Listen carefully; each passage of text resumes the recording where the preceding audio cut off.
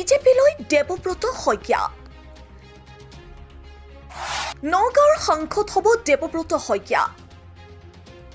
প্ৰদ্যুৎ বৰদলৈ বিধানসভালৈ নিৰ্বাচিত হোৱাৰ পিছত খালী হৈ থকা লোকসভা সমষ্টিত নিৰ্বাচন খেলাবলৈ সাজু কৰিছে বিজেপিয়ে। 2026 নিৰ্বাচনৰ আগত পাছত এজনৰ পাছত আন এজনে এৰিছে কংগ্ৰেছ।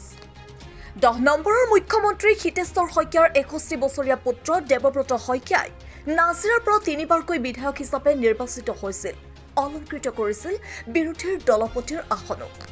2026 বিধানসভা নিৰ্বাচনত যোৱা নেতা ময়ূৰ বৰগোহাঁইৰ হাতত 46,700 এটা ভোটত পৰাস্ত হ'ল দেৱব্ৰত শইকীয়া নাজিৰাৰ পৰা। পৰাস্তৰ পাছৰে পৰা কংগ্ৰেছ এৰি বিজেপিত যোগদান কৰিব বুলি ব্যাপকভাৱে চৰ্চা চলিছে দেৱব্ৰত শইকীয়াৰ বিৰুদ্ধে। বিৰোধীৰ দলপতি দেৱব্ৰত শইকীয়াক ভাৰতীয় জনতা পাৰ্টীয়েও আনিবলৈ চলাইছে চেষ্টা। মুখ্যমন্ত্ৰী ডক্টৰ হিমন্ত বিশ্ব শৰ্মাই দিয়া এক্সিট পোল প্ৰতিটো কথাই এটাৰ পাছত আন এটা ফলিয়াবলৈ লৈছে। 2026 নিৰ্বাচনৰ পূৰ্বে বিজেপিলৈ নাজিৰাৰ প্ৰাক্তন বিধায়ক তথা বিৰোধীৰ নেতাজন যোগদান কৰিব বুলি ব্যাপকভাৱে চৰ্চা চলিল যদিও যোগদান কৰা নাছিল। কিন্তু মুখ্যমন্ত্ৰীয়ে কৈছিল পৰাস্ত হোৱাৰ পাছত যোগদান কৰিব দেৱব্ৰত শইকীয়াই।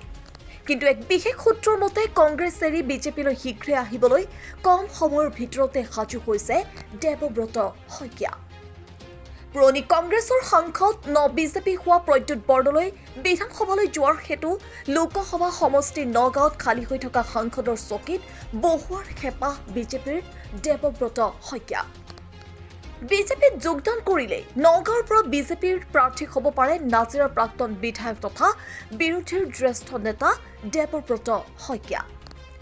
অকলশৰীয়া কৰিছে নেকি গৌৰৱ গগৈ? সকলো কংগ্ৰেছৰ বেয়া দিনত তাক লৈ ব্যাপক প্ৰতিক্ৰিয়া।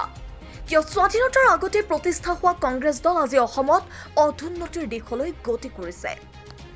আপোনাৰ মতে 2031 কংগ্ৰেছৰ চৰকাৰ অসমত হ'বনে? দেৱব্ৰত শইকীয়াই বিজেপিলৈ যোৱাটো আপুনি বিচাৰে নেকি? দেৱব্ৰত শইকীয়াক বিজেপিৰ দিয়া এই সুবিধা গ্ৰহণ কৰিবনে নাই সেয়া হ'ব লক্ষণীয়। Bureau' report, Assam Udayaditya.